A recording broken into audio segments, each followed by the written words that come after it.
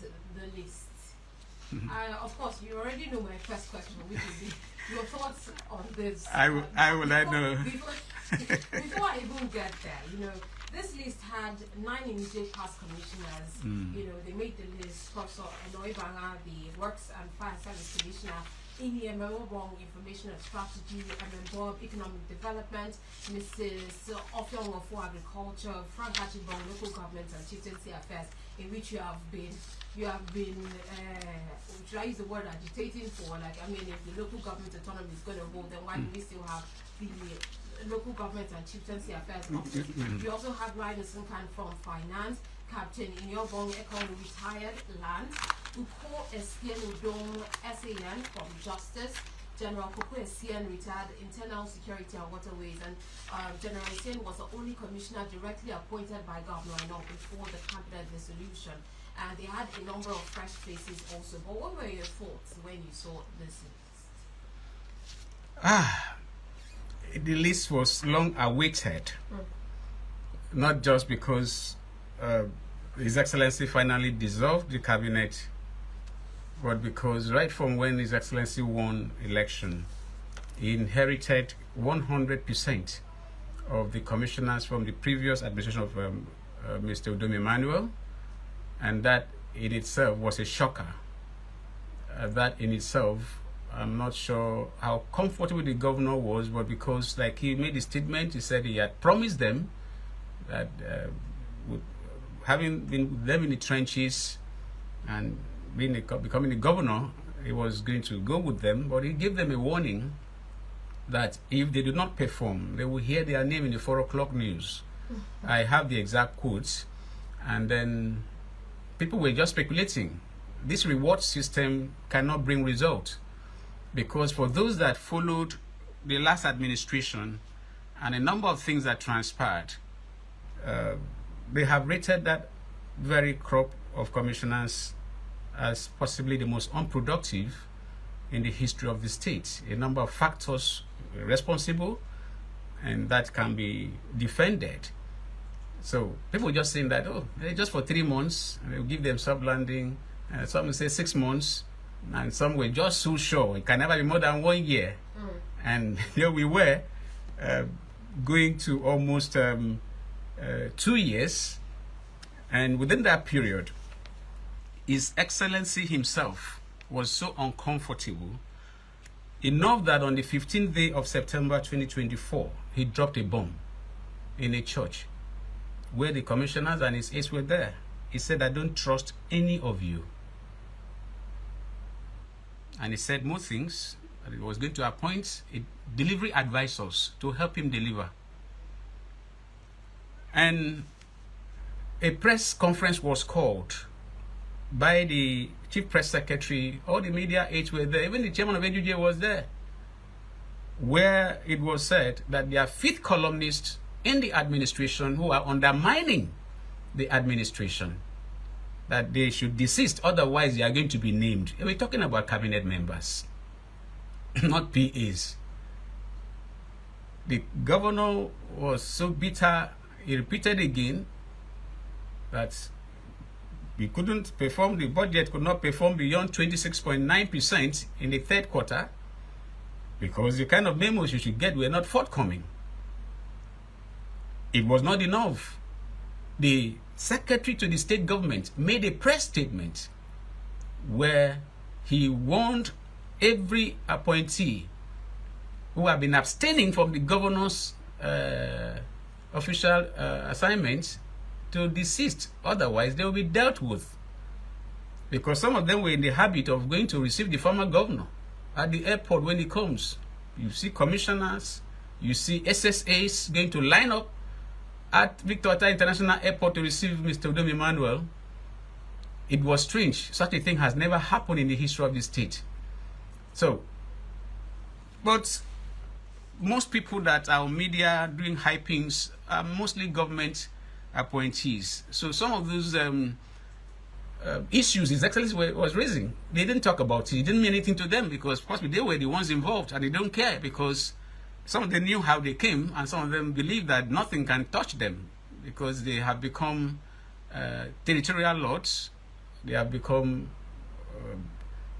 they have immunity. But for us who are analysts and for us who wish His Excellency well, we were quite disturbed. A king cannot complain and his aides don't produce result. A king cannot drop a word and the next 24 hours or 48 hours or 72 hours, there's no follow-up to it with the necessary action. Just like their happy hour. Exactly made that pronouncement on March 16, 2023 during campaigns. Though people like us, I said it's impossible to implement subsidizing drinks because it was very categorical on what happy hour was going to be. And that one I said, no, it was a wrong one, but it can be worked on, which we, as Open Forum, we worked on, and we still have more plans of what we can do that will make happy hour one of the most talked about things in Nigeria. So the long and short has to do with the fact that His Excellency did not have the cabinet that he would have loved to. But because of political expediencies, he had to do what he did, and that did not quite end well, no matter what anybody will say, because he who feels it knows it. We that are patriots, we feel it, we know it. His Excellency that came with plans, he definitely knows that he was not able to deliver on that very plan that he had hoped he was going to drop for Akwa Ibom State. And interestingly, after being able to send the cabinet packing, some things happened.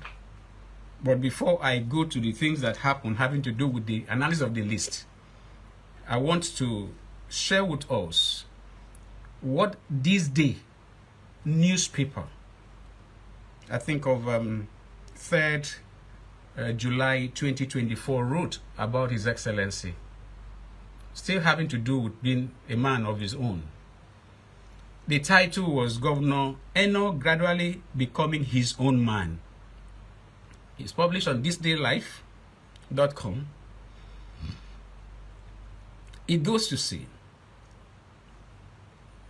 progeny is the way of natural life. One paves the path for another, eventually creating a link of stability and succession, resulting in positive and anticipated changes. This is what is currently happening in Akwa Ibom State, with Governor Pastor Omo Eno gradually emerging from the shadows of his predecessor, Udom Emmanuel. Before now, critics perceived Eno as solely following in the footsteps of his predecessor, adhering to a familiar template of governance. But the perspective is changing. Eno has started to chart his own course, infusing his unique personality into his work. This is exemplified by Eno's kindness and compassion. I hope you are hearing me. Which manifested through initiatives like the Free Food Program.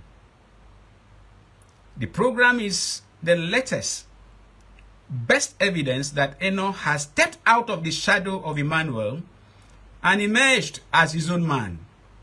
More importantly, he is now demonstrating a commitment to serving the expectant people of Akwa Ibom with sincerity and dedication, earning the trust and admiration of his constituents. The coming years will undoubtedly be kind to Eno as he continues to lead with integrity and compassion. His people will likely grow closer to him, loving him for who he is to them rather than who introduced him to them.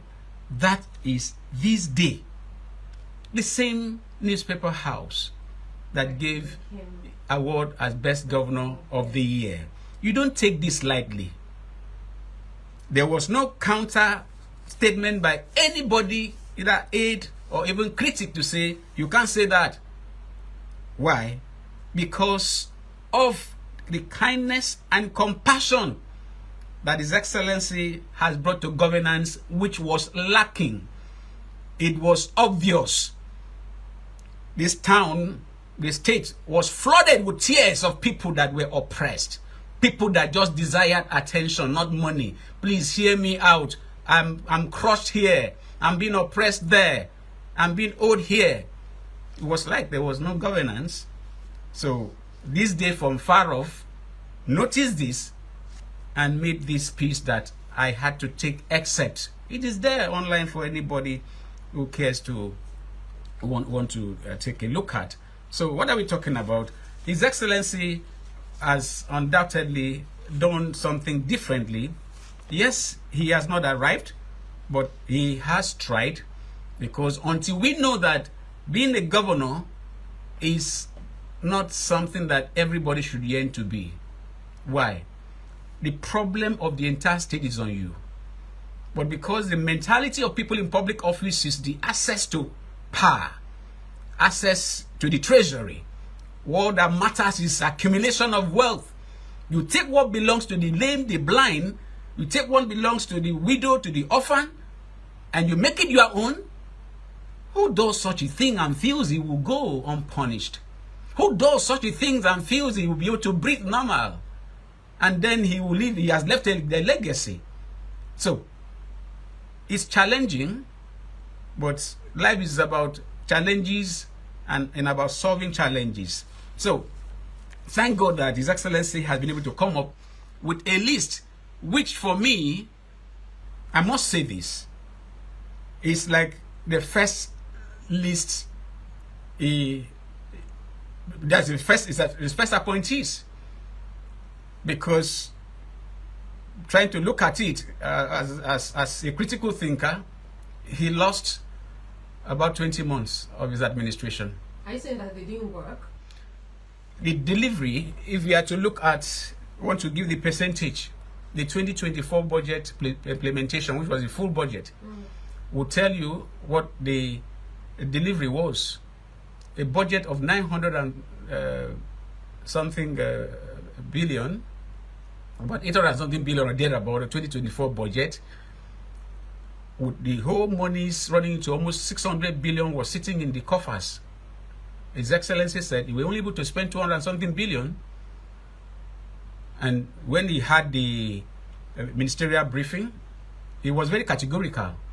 That people are saying you don't release money, no releases. Why will I release money? What were you able to bring that will attract release of money? Is it like one media person said in a chat he had in Lagos? He said what they bring is memos for seminars and conferences, whereas this money the governor said he's holding in trust for the people. It's for capital projects, so he cannot. So you people like bad wives, the young man, you be complaining. He said so in Ibibio. And you have 7 children here, you don't want to go. You are still complaining, you know. So there was so much wrong. No matter how anybody wants to embellish it for political reasons, we wouldn't blink to that. We wouldn't look at that direction at all. So this is His Excellency's first appointment. So you can as well say there's nothing wrong in picking some of the old hands to form the new cabinet. It's very rare, even under Bongota and Godswill Akpabio, that there was acrimony through the campaigns to the election. I think about 1 or 2 or so commissioners from then made to the cabinet. Even Atta's brother was made a commissioner, even though he was later sent out unceremoniously. So it's not wrong to inherit some members of the cabinet. So that is what has happened. But then, who are the people that have been inherited? If you want results, I've been busy looking for a quote by, I think, Theodore Roosevelt. He talked about a leader picking his team. You must be able to pick the kind of team you're ready to work with, and you must be able to allow them also to work. Otherwise, you don't have a team, you know. So, you look at some of the ministries. But before I go to looking at them, some of them in detail, I want to give us a breakdown, which I'm sure you know, but for the purpose of this discussion, that there are 10 federal constituencies in Akwa Ibom State, and the commissioners are picked from there. Uyo has 4 federal constituencies, and they were given 4 commissioners. At least 4 slots. I don't know who is going to be special advisor, but whether special advisor or commissioner, they are at the same level. They are members of the state school. We have a Kodekpene federal constituency with 4 local government areas, and they have just 2 slots, which is 50%. Uyo has 100%. We have a 2 federal constituency with 2 local government areas, and they have 2 commissioners, 100%. You have Oron federal constituency with 5 local government areas, and they have just 2 slots, which is just 40%. You now have a Tinam federal constituency with 3 local government areas and 3 slots. You have 100%. Abak federal constituency has 3 local government areas, and they have 3 slots, 100%. Eket federal constituency has 4 local government areas, but guess what? They have 5 slots, which means one of the local government areas has 2 commissioners or members of the state school. And when you look through the list, you will see that the former commissioner for local government and community affairs, Achibong, Frank Achibong, is from Eket, has been returned. And then Mr. Paul Bassi is said to be from Eket, has also been added. So Eket has, should we call it 110% or 100 or 2? We do have a number of people that have mentioned that, okay, certain local governments were not represented. I'm coming to that. But that's also, there are also people that have said that the list was entirely up to him to actually bring out. It was his prerogative. We'll come to that. We'll come to that. So Eket has more than 100%. While Ikodobasi federal constituency that has 3 local government areas has 2 slots, which is 67.7%. And then Ikono Ini federal constituency has 2 local government areas, and they have 2 slots, 100%. Let's go back to Ikodobasi federal constituency with 3 local government areas and 2 slots. Interestingly, the local government area that does not have a commissioner is Eastern Obolo, having to do with Ikodobasi federal constituency. I've always been an advocate for justice and fairness. There is a statement by Desmond Tutu. He said, "We are all human beings, and we must treat each other with dignity and respect, regardless of our tribes or ethnic backgrounds." So, why am I bringing this in? Eastern Obolo, particularly that coastal area, Eastern Obolo and Ibono, who by virtue of their backgrounds are Obolos. You cannot deny people who they are, but they are Akwa Ibomites. And the level of development in that sector calls for concern. It's only people that have not been there, or people who are ignorant of where we can say this is the road to where we get resources for the state, or what sort of investment is going on there. Sharon, the level of investment going on in Eastern Obolo with the oil and gas company with fertilizer plant going on there, huge investment. So, who from Eastern Obolo is in the government who will be able to be the link between His Excellency and the people, which, however, has not even been the case, because in the case of Nseretai, for example, we've had commissioners repeatedly, but no matter, even if they kill everybody in Nseretai, the governor then would never care to say, "Commissioner, what's happening in your local government?" Or even the commissioner to say, "Oh, Your Excellency, something is happening. Please, how can we handle this? This is beyond me." They don't care. So, despite the fact that there are cases like that, I'm mentioning that because I'm from there, and this story will be told and documented for posterity, that you can have people in the state school who should be able to help the governor, or the governor should demand EXCO member, what is going on in your constituency? Even the house members. And they will just be going there, they don't care. But for us who believe in result, we want to say, if Eket should have 2, why should some local governments not even have 1? So how can we solve this? The solution, since the earlier proposal we made has not been taken into consideration. And what was that proposal? The proposal was that during the COVID, we saw what it means for a people to be caged, for government not to have access to enough resources. And the then governor set up the Akpan-Ekpo Post-COVID Economic Reconstruction Committee, which was not meant for that period alone. It was meant to give Akwa Ibom State the roadmap on how we can cut cost of governance in order to maximize impact on citizens. That committee was headed by distinguished Professor Akpan Ekpo, one of the best minds we have in this country and even beyond. That report was gotten and dumped in the shelf, if it was not even shredded, not implemented. And those people, all the committee members, are alive.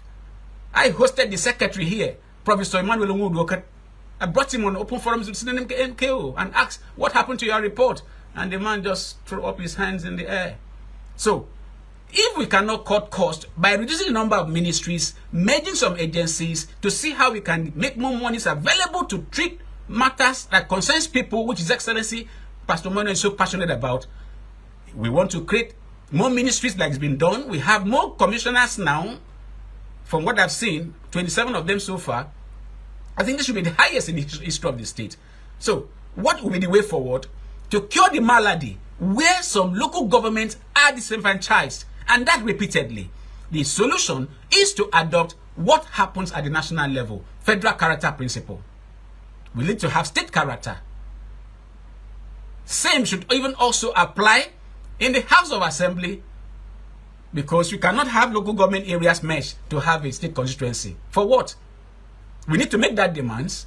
So, for the EXCO, I am advocating again and again that there should be the state character principle. Expand the EXCO. Let every local government area have a representative.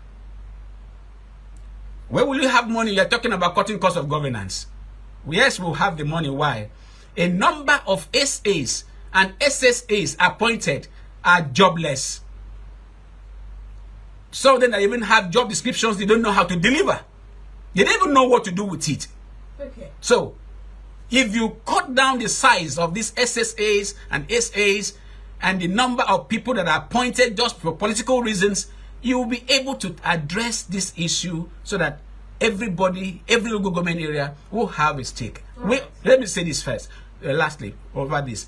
We had also proposed that the deputy governor, some states, I must note this, some states, they don't allow anybody of substance to be a deputy governor so that it will not be a threat to the governor. But Akwa Ibom State, look at the deputy of Pastor Moino, Senator Akune Yarenyi. She's been everything in this world. She's been a commissioner, board chairman, she's been a senator, minister, everything. And she's deputy governor. That kind of capacity cannot just be left to be a spare tire, or there's a boundary matters, is under the office of the deputy governor. Please, the deputy governor should be given a ministry that she can bring her wealth of experience to deliver. It will even cut costs. She won't be earning additional salary, except allowances for whatever things that are done. So for now, looking at this breakdown that I've given, it is not good enough. The governor said he was going to do it alone. I can assure you that the governor can never do it alone. It's just something that a leader should say to ward off some persons, because he needs to consult. And knowing some persons, they will tell the governor, do it, nothing will happen. So there's an element of impunity which is not in tandem with the aura, with the mien of His Excellency Pastor Moino, with the kind of difference he has brought to governance. Thank you very much, Citizen. Yes.